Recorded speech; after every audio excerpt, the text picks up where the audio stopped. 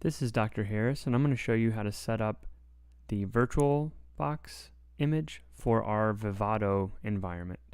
The reason that I do this is that installing Vivado in Linux is actually smaller and easier, believe it or not, than installing it on Windows typically.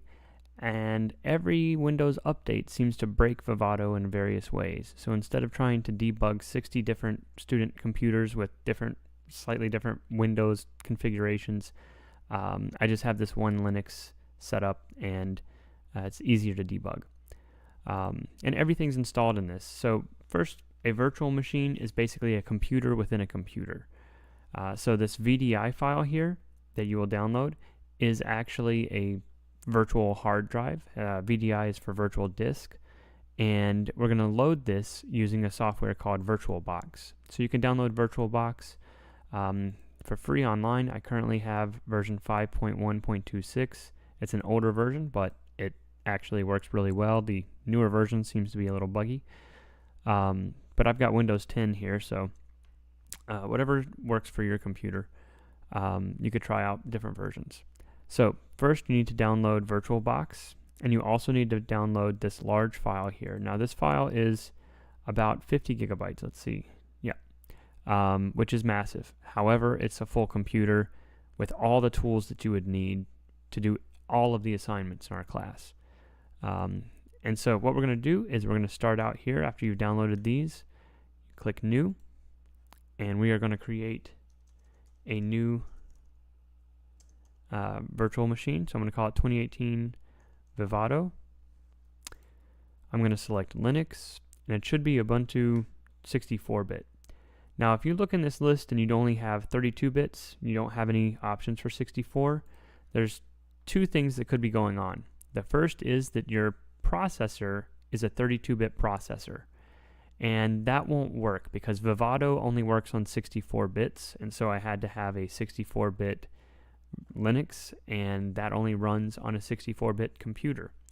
If this is the case, there are some computers in the lab with this installed that you can utilize during the day to work on the projects, and I recommend that you save your projects to a flash drive. Do not leave them on that laptop, and then continue working on them in the lab throughout the weeks.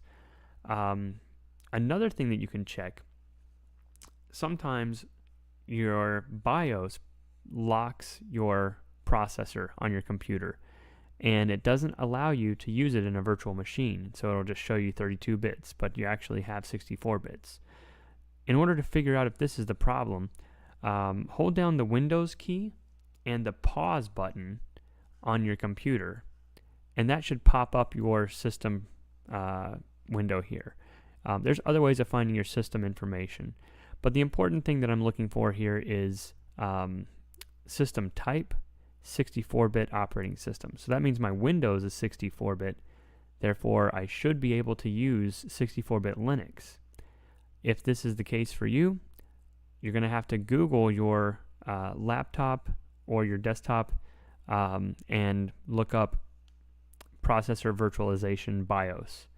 If you just Google that phrase, there will be tips, videos of showing you how to go into your BIOS and turn on virtualization. And so then once you reboot, you should be able to see the 64-bit here. So moving forward, click Next. This is going to give a certain allotment of RAM to your virtual machine whenever it's running. I recommend as much as possible. I've run it on about 4 gigabytes of RAM. I'm going to try it on 8 here.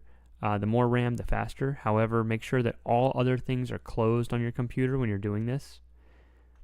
And don't give it so much RAM that you're in this area here, the orange or the red, because what happens is basically 100% of your memory is being utilized in this virtual machine, and your regular Windows can't do the stuff that it needs to do in the background. So that will actually slow your computer basically to a stop overall. So there's kind of a fine line. You don't want to give too much, you don't want to give too little. So I'm going to try about 8 gigabytes. Click Next. This is going to ask about the hard disk. We actually are going to say we use an existing one, and I'm going to find the 64-bit Ubuntu that I have set up already. So that's this file. and create. And once this is set up, you should be able to double click this and it will begin booting your new virtual machine. So this may take a few minutes, and it popped up over here. So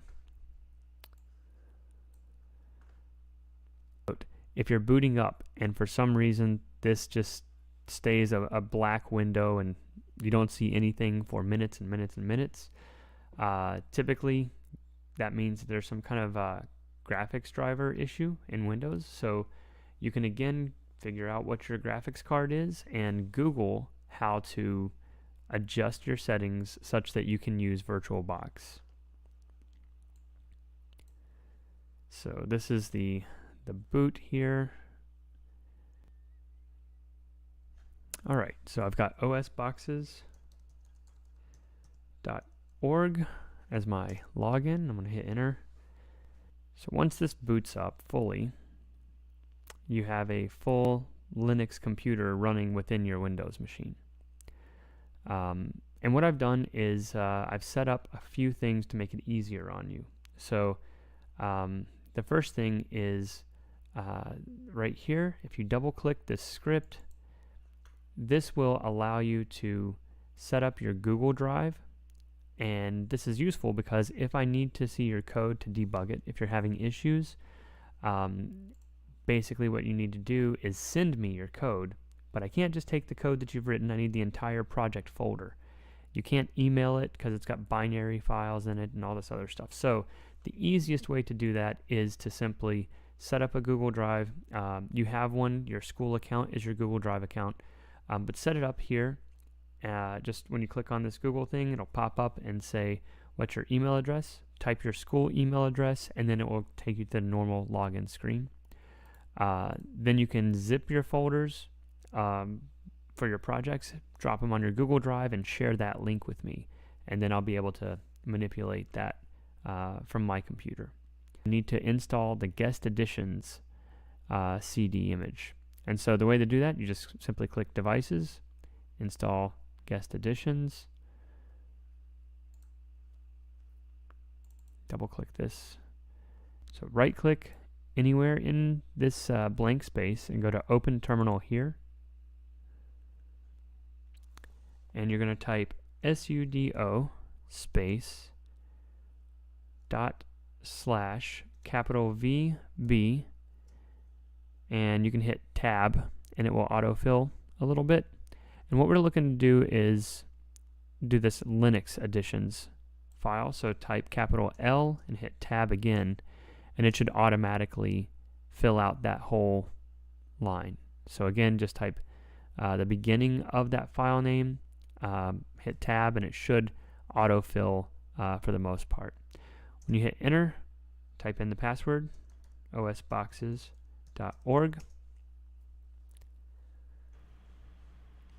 So at this point, I have installed the guest editions CD, and this allows me to adjust and resize my guest display, which means the guest is always this Linux virtual machine.